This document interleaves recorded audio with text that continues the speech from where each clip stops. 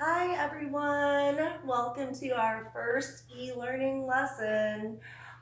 Today we are going to be reading the story Where Are You Going? Where Have You Been? By Joyce Carol Oates.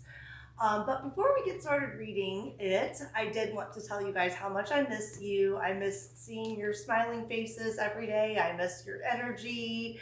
Um, I miss being around you guys. So hopefully we can get back to normal pretty soon. And until then, we're just going to try to make this work. So this is my first YouTube video that I've ever made. So you guys have to cut me some slack on this. I know you will. This is Saki. You're probably going to see her quite a bit because she doesn't go too far away from me. You'll probably see my other animals. I have 2 dogs and 2 cats and a bearded dragon and 3 kids. So you'll probably see a lot of life around the craft house as we do this. So what's what you get? So we're going to be reading Where Are You Going? Where Have You Been? And this should be on page 45 of your reading packet. If by some chance your page numbers are not the same as my page numbers, just flip through your packet until you find Where Are You Going? Where Have You Been? So this story was written by an author named Joyce Carol Oates, and it was published in 1966. Joyce Carol Oates was actually inspired to write this story after reading a Life magazine article about a man named Charles Schmid, who was nicknamed eventually the Pied Piper of Tucson. Charles Schmid actually murdered 3 teenage girls in 1964 and 1965. And that took place in Tucson, Arizona. And Joyce Carol Oates read this magazine account of these murders, and she was inspired to write this story more as a cautionary tale, especially to young girls who were living in the 1960s. So the 1960s, as you probably recall from your history classes, we know that the 1960s we had the civil rights movement that was taking place. The feminist movement was also a major movement, a social movement of that time period. And along with the feminist movement did come an awareness, more of an awareness than there had been in the 1950s of female sexuality and sexual freedom that was being explored more openly than it had been previously in the 1950s. The 60s were, the time of the hippie counterculture was also kind of growing at that time period in response to the Vietnam War. Rock music was also another kind of controversial aspect of the 1960s. A lot of parents, a lot of older people felt that the teenagers of that time period were being negatively influenced by rock music, by bands such as the Beatles and other rock bands of that time period. And you're going to see throughout the story, music is actually brought up several times. So I do think that is an important element that Joyce Carol Oates wanted us to be aware of as we read the story. I did edit the story just a little bit to make it more of a PG-13 rated version of the story. I just slightly edited a couple parts that were that contained pretty overt sexual references and language that I wasn't quite comfortable with as far as teaching in a high school setting. The first time I read this story was in a college literature class, and it's actually a pretty popular piece of literature to be taught in college courses. And I kind of fell in love with it when I read it for the first time in college. So I hope you guys like it as much as I do. So this is Joyce Carol Oates' Where Are You Going? Where Have You Been? And she dedicated this song to Bob Dylan. There's a reason for that, and we'll talk about that a little bit later on in another one of our upcoming lessons. Her name was Connie. She was 15, and she had a quick, nervous giggling habit, of craning her neck to glance into mirrors or checking other people's faces to make sure her own was all right. Her mother, who noticed everything and knew everything, and who hadn't much reason any longer to look at her own face, always scolded Connie about it. Stop gawking at yourself. Who are you? You think you're so pretty, she would say. Connie would raise her eyebrows at these familiar old complaints and look right through her mother, into a shadowy vision of herself as she was right at that moment. She knew she was pretty, and that was everything. Her mother had been pretty once too, if you could believe those old snapshots in the album. But now her looks were gone, and that was why she was always after Connie. Why don't you keep your room clean like your sister? How have you got your hair fixed? What the hell stinks? Hairspray? You don't see your sister using that junk.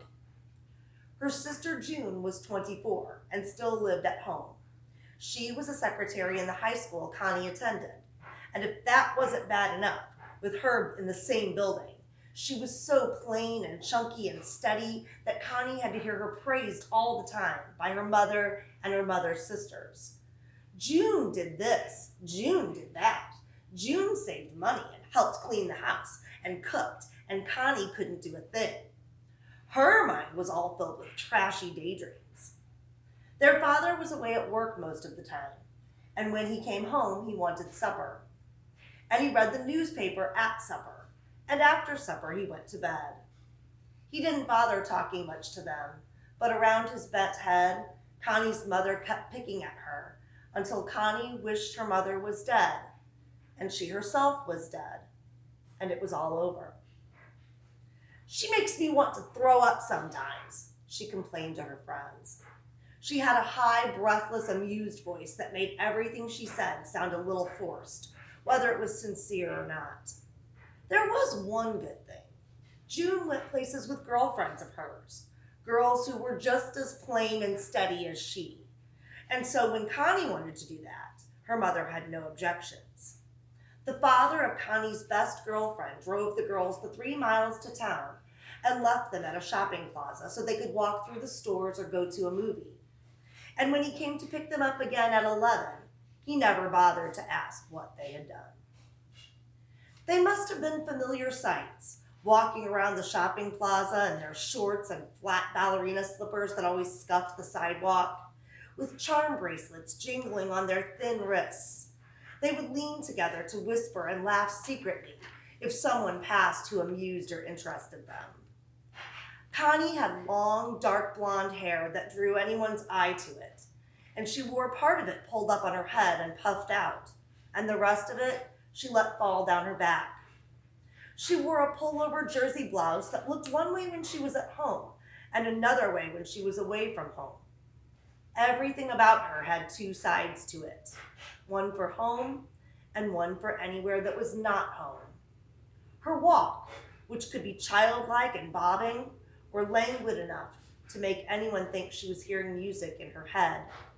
Her mouth, which was pale and smirking most of the time, but bright and pink on these evenings out.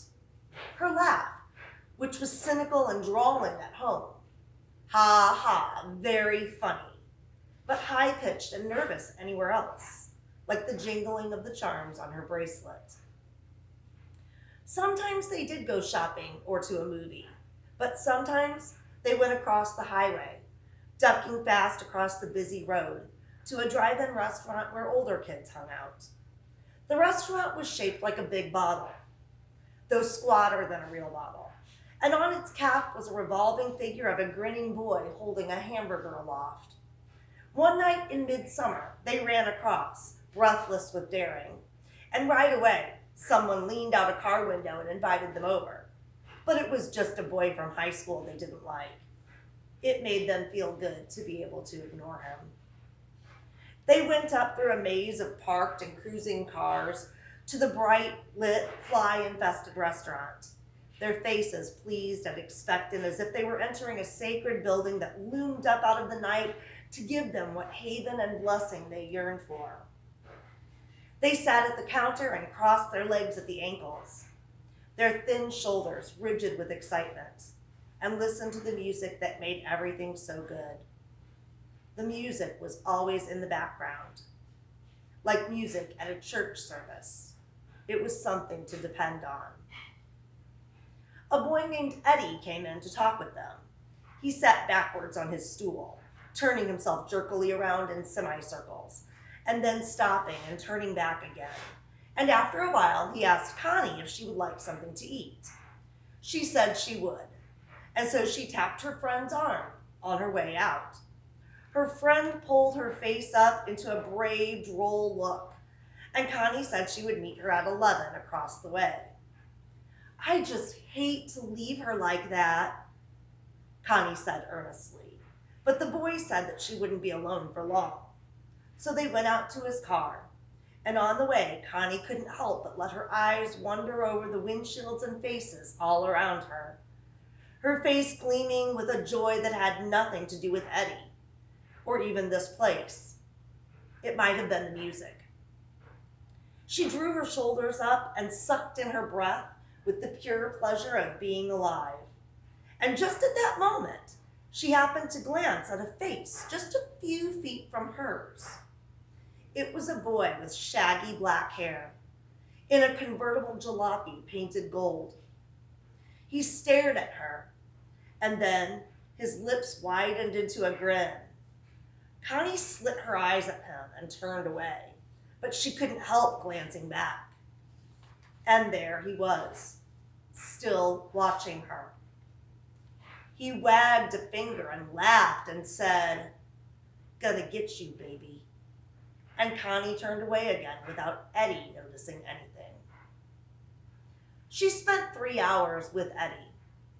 At the restaurant where they ate hamburgers and drank Cokes in wax cups that were always sweating. And then down an alley a mile or so away. And when he left her off at 5 to 11, only the movie house was still open at the plaza. Her girlfriend was there, talking with a boy. When Connie came up, the two girls smiled at each other, and Connie said, "How was the movie?" And the girl said, "You should know." They rode off with the girl's father, sleepy and pleased, and Connie couldn't help but look back at the darkened shopping plaza with its big empty parking lot and its signs that were faded and ghostly now. And over at the drive-in restaurant where cars were still circling tirelessly. She couldn't hear the music at this distance. So we're going to pause there and we're going to talk a little bit about what we know so far in the story. So this would, if we were in the classroom, be the time when we would have kind of a Q&A session going on. But for our purposes, I'm just going to kind of give you guys a recap of what we know so far. So we know our main character in the story is Connie, but the story is not told from Connie's point of view. It is told from a third person point of view. So what do we know about Connie so far? We know that Connie is 15 years old. We know that she's an attractive young girl, or she thinks she's very pretty, or it seems to imply, the narrator seems to imply that Connie thinks that she's an attractive young lady.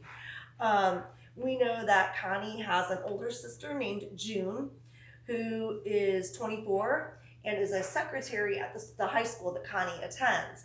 And this is kind of a contentious point with Connie. She doesn't really like the fact that her sister works at the high school that she goes to.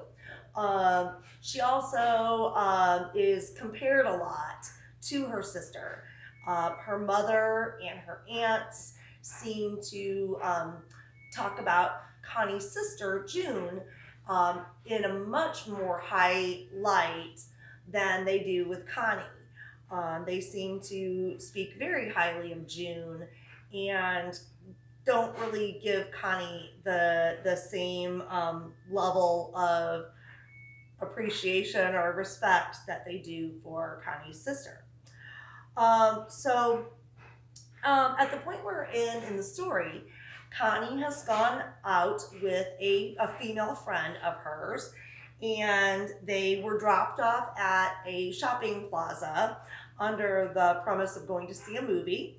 But they didn't go see a movie. They ran across the highway and went to a drive-in restaurant, which was kind of a hangout for the older kids. And they hadn't been there too long when Connie was approached by a boy named Eddie, who asked essentially if she would like to go off with him.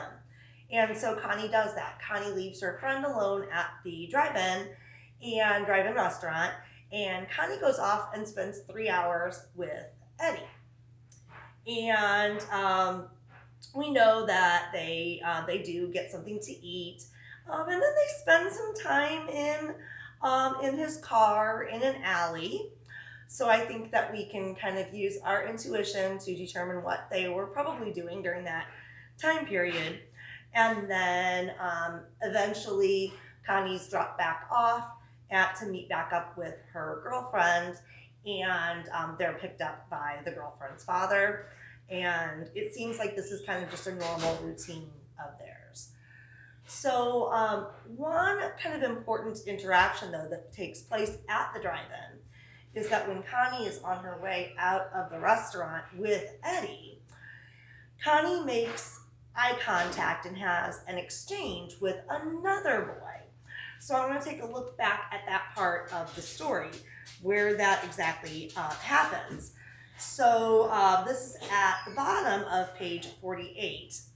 And we hear here, it was a boy, she happened to glance at a face just a few feet from hers. It was a boy with shaggy black hair in a convertible jalopy. A jalopy is kind of just a term for like an older car, painted gold. So he's got a gold convertible, this guy. Not Eddie, someone else. He stared at her, and then his lips widened into a grin. Connie slit her eyes at him and turned away, but she couldn't help glancing back, and there he was, still watching her. And then he wags a finger at her and says, "Gonna get you, baby," and which is obviously very creepy. And then Connie just turns away, and Eddie is completely oblivious to that whole encounter. So I think that kind of is a good recap of part one of our story, Where Have You Going? Where Have You Been? So I think we're going to finish up there for this video, and I'm going to be coming back at you with part two here in just a little bit. I also want to tell you guys, I hope you're using this time off to practice some self-care. I've got a little petty mask going on right now, so I'm kind of using this time to do things that I wouldn't normally have the opportunity to do all the time. So hopefully you guys are getting some R&R, and that you're spending time with your family and your loved ones, and that you're hopefully reading too. That would be great. And have a great one, guys, and I will be coming at you again soon. Take care.